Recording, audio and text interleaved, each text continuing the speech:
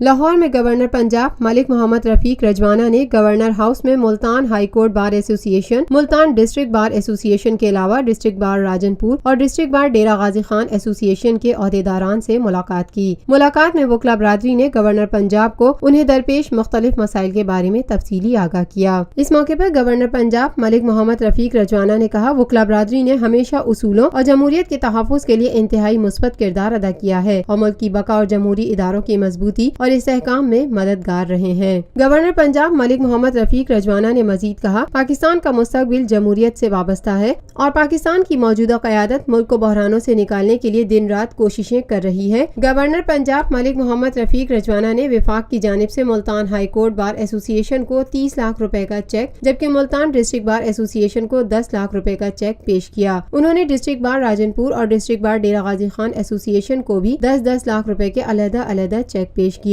وکلا کے نمائندوں نے گورنر پنجاب کا شکریہ ادا کرتے ہوئے انہیں اس بات کا یقین دلایا کہ وکلا برادری ملک میں جمہوریت کے تحفظ اور ملک و قوم کی بقا کے لیے کسی قسم کی قربانی سے دریغ نہیں کرے گی اور اس مقصد کے لیے تمام وکلا متحد ہیں۔ Lotus Lake Towers, a groundbreaking endeavor by Lotus Properties.